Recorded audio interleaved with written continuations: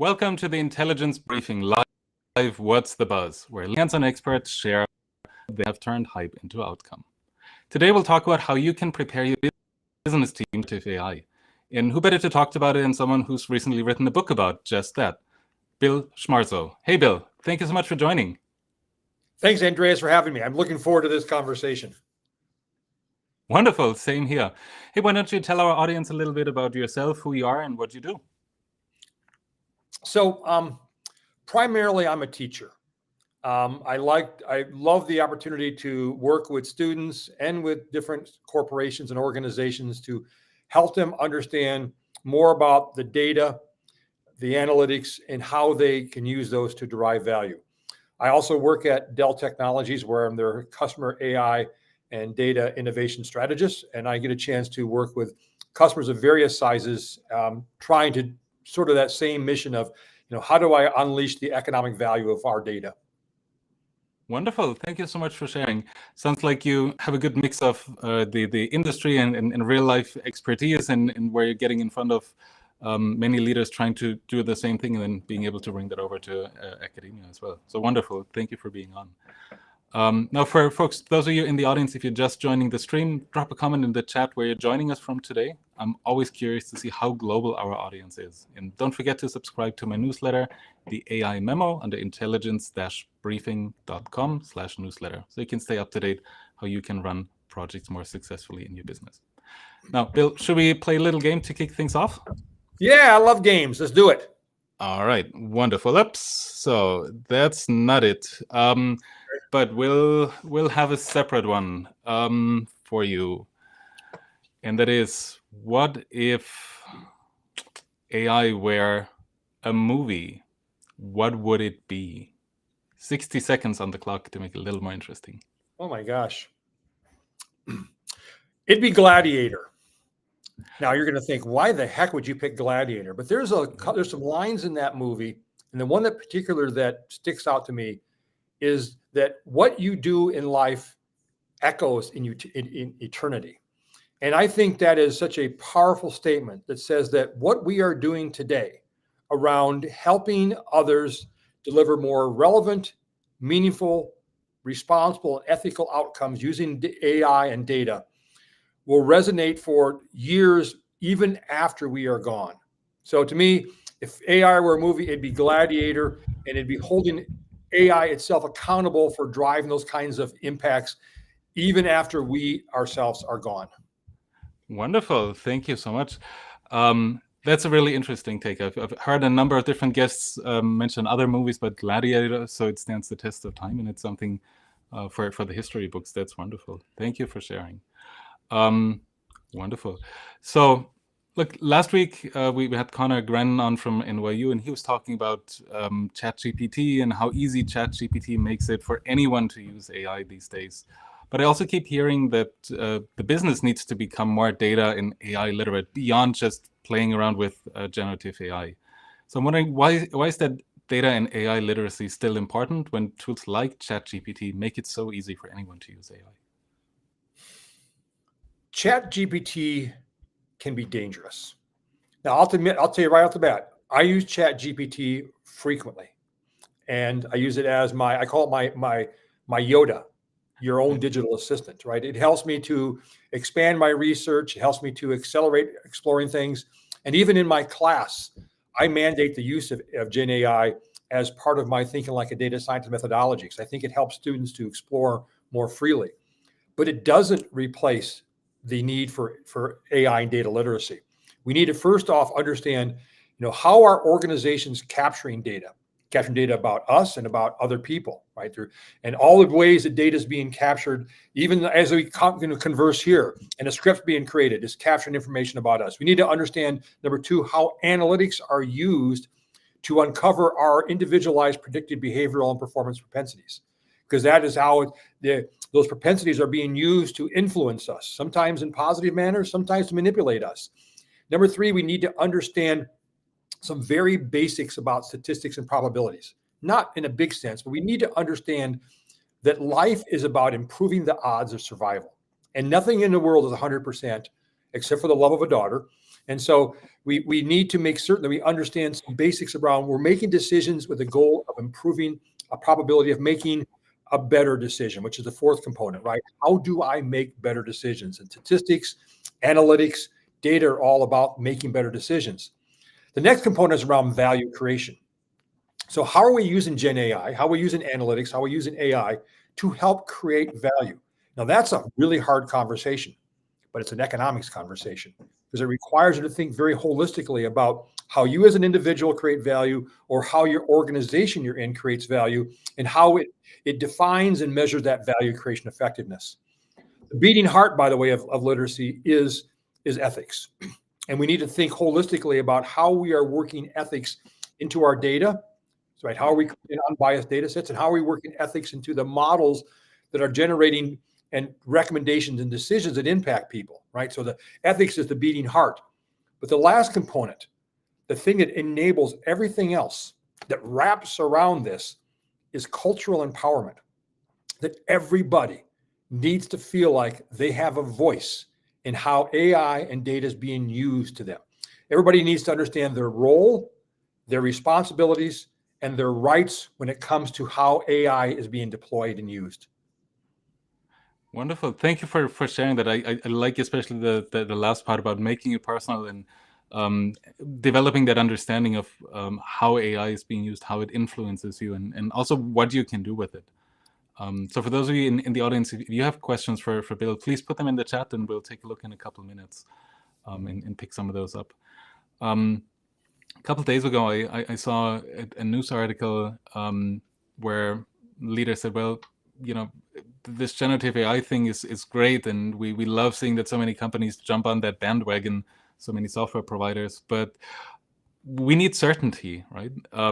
It has to be 100%. Right now, it's like it might occasionally go off the rails. So to me, that's a clear need and a use case, if you will, for creating more data literacy. It's not 100%. It's not always 100%, and it most likely will never be 100%, whether it's statistics, whether it's machine learning, AI, generative AI, whatever you call it, right? That's the fundamental at the core of it.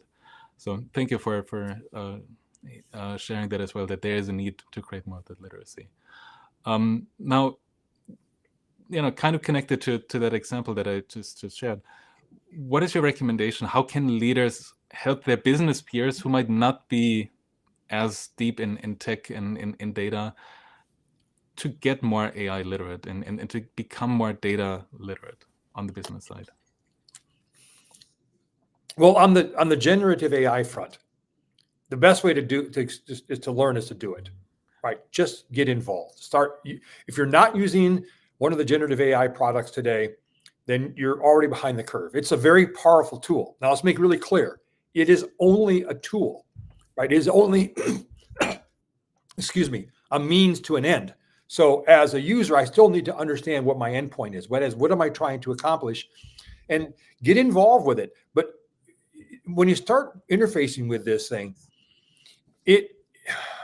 I'm of two faces of this generative AI stuff.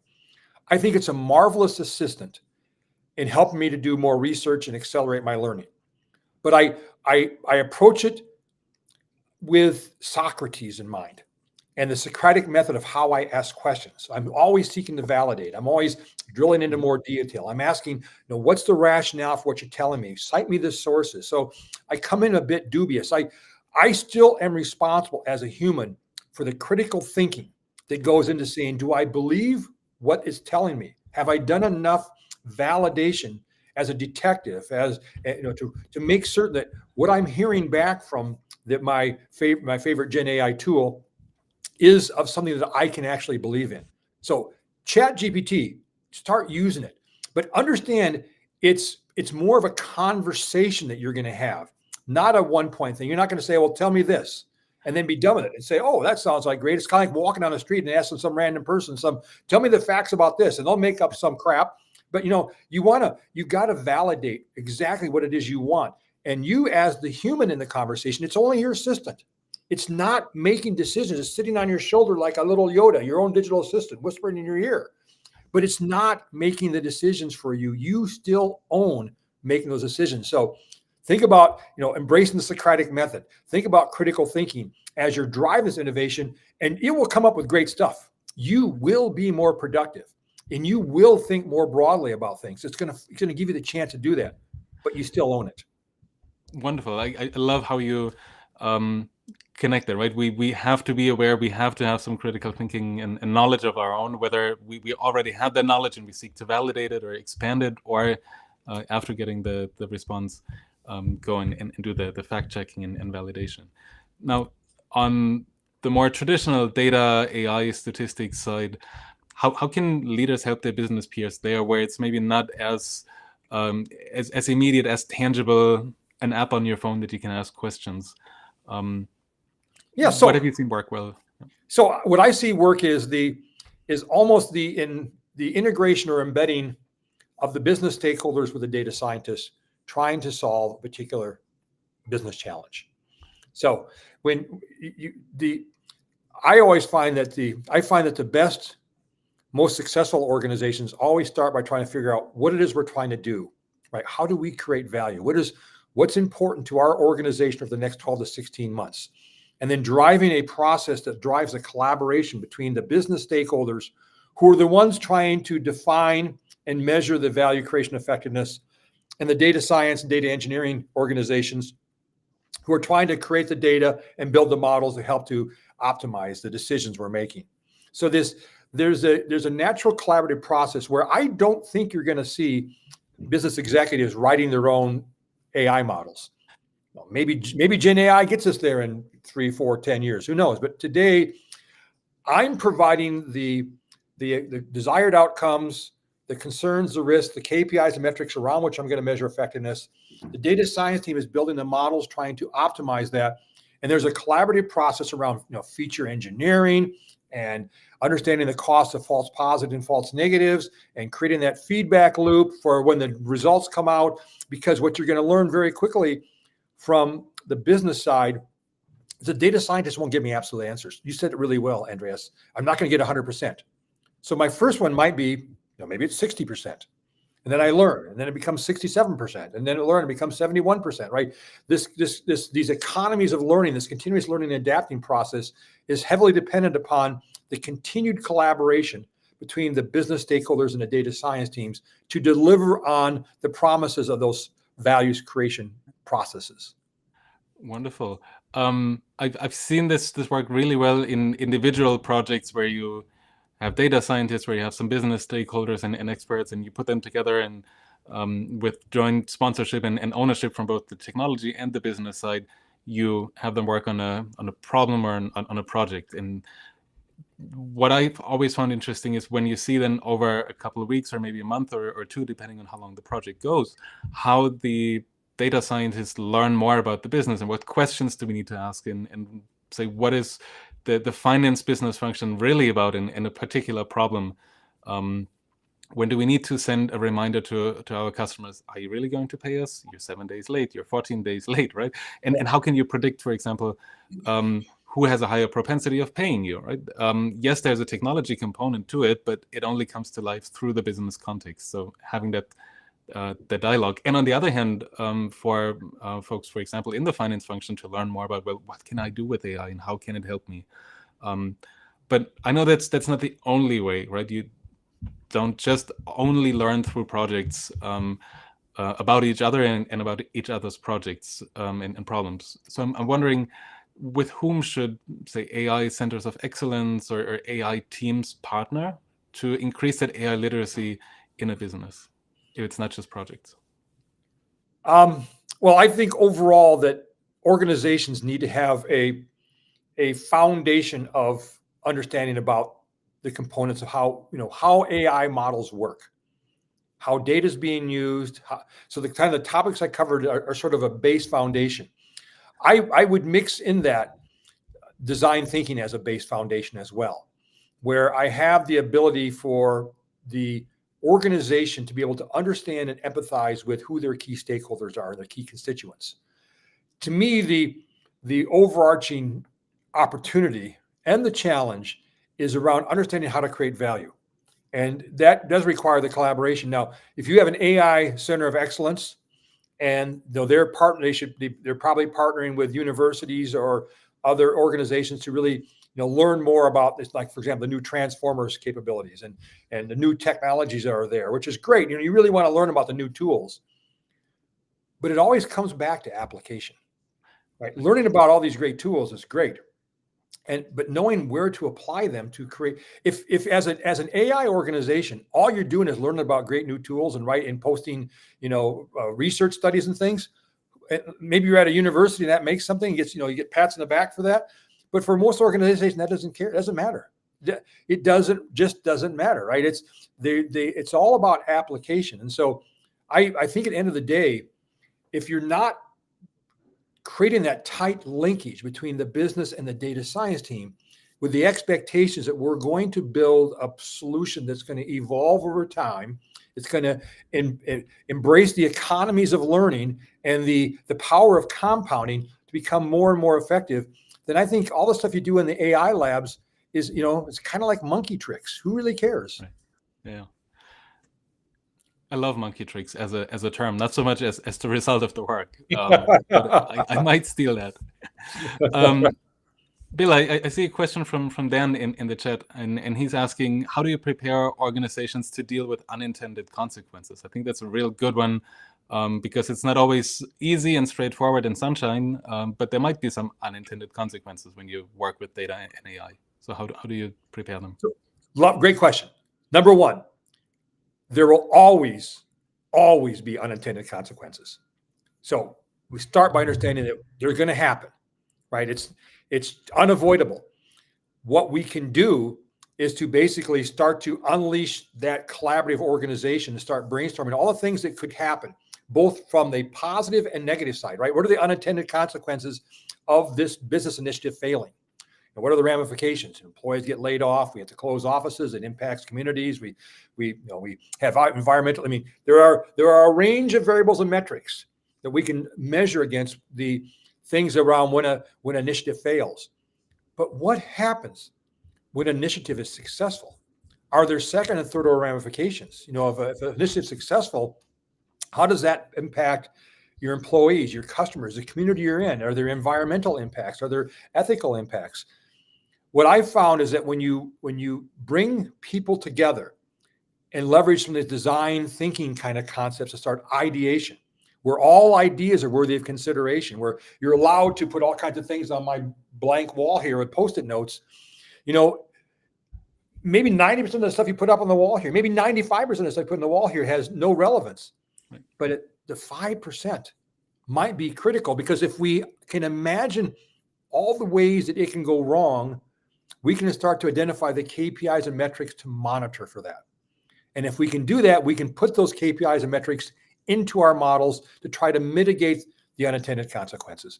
It takes a lot of work, and it scares me, because we have leaders who are very quick to make policy decisions without going through the process of thinking of the second, third, and fourth order ramifications.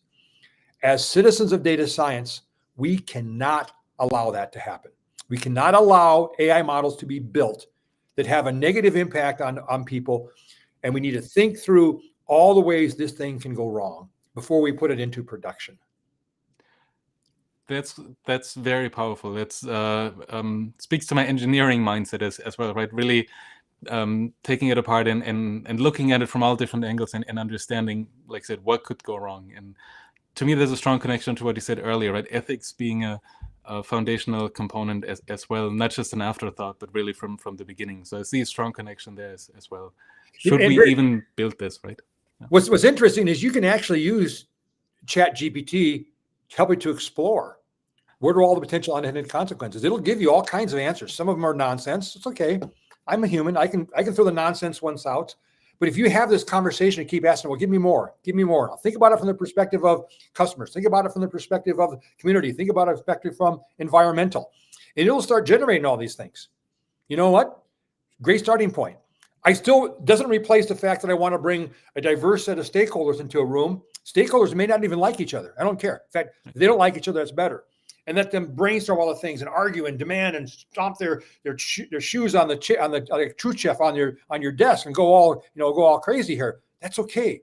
We want to capture all of that so that we come into this world of AI with our eyes wide open, not Pollyannish.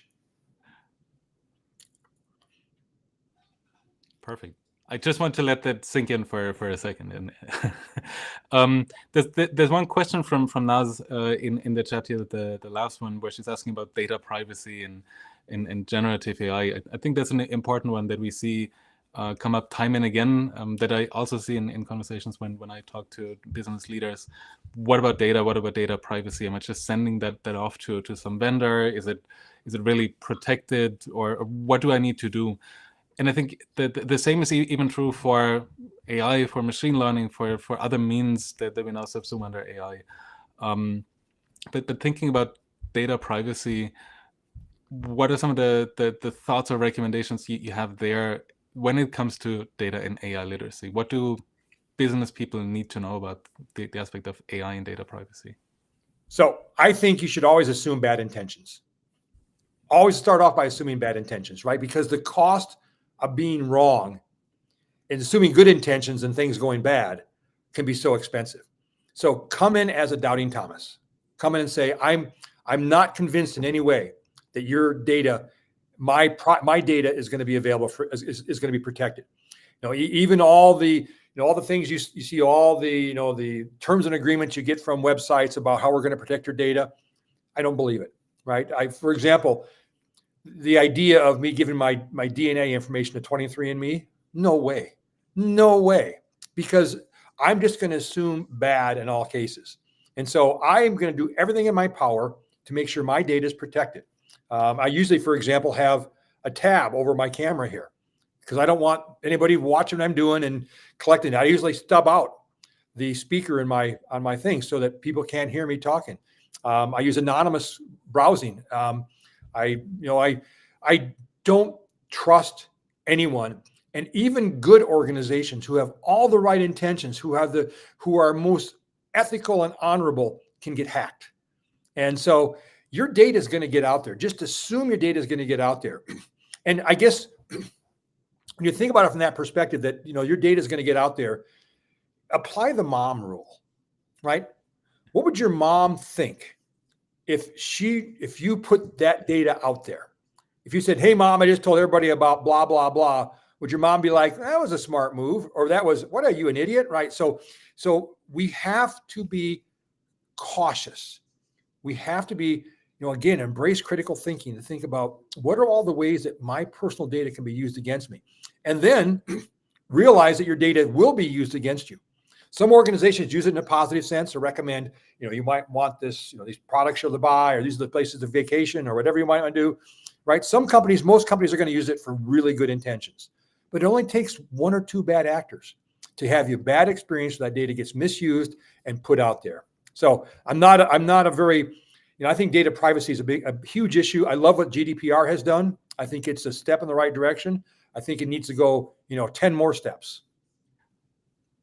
That's a statement. Usually we hear the opposite, right? GDPR complicates everything, and it's just a big rule book and everything. But I love how you raise awareness to be conscious and to be data conscious, and be conscious of all the breadcrumbs that we all leave.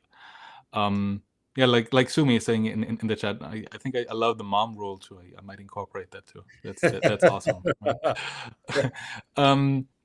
But Bill, I'm wondering then, building off all of that we just captured over the last couple of minutes, what's one action that AI leaders should take to increase the literacy in their organization? What's the number one thing that they should do? Awareness. Awareness is number one. If we want to have an impact, we need to make sure everybody is aware of how their data is being collected and how that data is being used to influence or manipulate them. That to me is step one. When I'm presenting in a few weeks to a bunch of juniors and seniors at a local school, a local high school.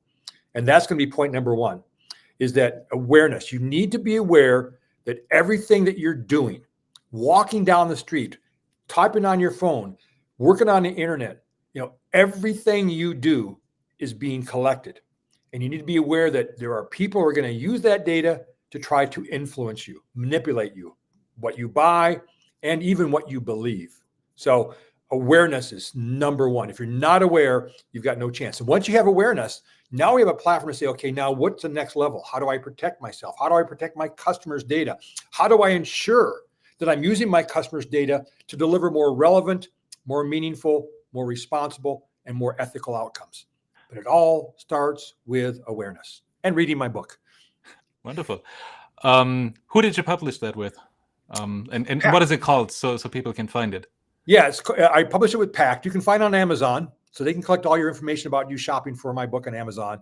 It's called AI and Data Literacy, Empowering Citizens of Data Science. And I want to think about that last phrase, right? Empowering means that you understand that you're a citizen, and citizen means that you have citizen's a proactive role. You need to be active in it. You can't sit back and wait for crap to happen. I can't wait for the EU or the White House to come up with an AI act that's going to protect me. As a citizen, I need to be proactive. I need to understand my roles, my responsibility, and my rights as a citizen. My role is to understand, how do I ensure my data is being used in an ethical manner, right? How do I get involved? Number two, my responsibilities to bring others into this process. It can't just be about me. I have a responsibility for my society, for my community, for others around me. And number three, my right to transparency. And what I mean by that, my right to know when an AI model has been used to make a decision that impacts me, and what were the variables and metrics in that model, the rationale, so to speak, that drove that decision. Roles, responsibilities, and rights. Wonderful. Thank you for capturing that. I see one question in the chat again from Dan, and maybe if you can answer that briefly, because we're getting close to the end of the show. Dan is asking, can you really get transparency into everything that's being done with your data? And maybe where or how can you get that transparency if there's something that's more actionable? Yeah, maybe we can't get total transparency, but we can certainly start marching down that path. We can put rules in place that says, that when a system, an AI model makes a decision about me, that it pops up and says, hey, an AI model made this decision. Whether it's on Amazon browsing or on social media, when I get some random thing in my feed, it was generated, this was put here by an AI model. And I should be able to click on that thing and says, oh, and we made this recommendation to you based on the following variables. I mean, how hard can it be? Right. Question is, do businesses want to be so transparent? God, no. And for what reason? Exactly. Yeah, right. Yeah. No, we don't. Now that's awesome. I didn't expect our conversation to go more in that direction of data and data privacy and data awareness, but I think it's super important. And like I said, it's the first step to data and AI literacy, which is also the name of your book. Now, Bill, I was wondering if you can summarize the 3 key takeaways for our audience today, because we're getting close to the end of the show. Number one, do not be afraid of AI. It's only a tool, and it will only do what you train it to do. Number two, be involved, right? Be involved in how those models are being trained, so you understand, how your data is being used and how it might be there to manipulate you. And number three, understand your rights for transparency. Demand them. Don't think someone else is going to solve that problem for you. It's on you. Demand transparency. Wonderful. Thank you so much for joining us and for sharing your expertise with us. Really appreciate having you on. Was great. Thanks, Andreas. A fun conversation. Like I said, I didn't know it was going to go this direction, but that's the way it went. So it's always more fun that way. Exactly. Wonderful. And to you in the audience, see you next time for another round of the Intelligence Briefing Live. What's the buzz? Bye-bye.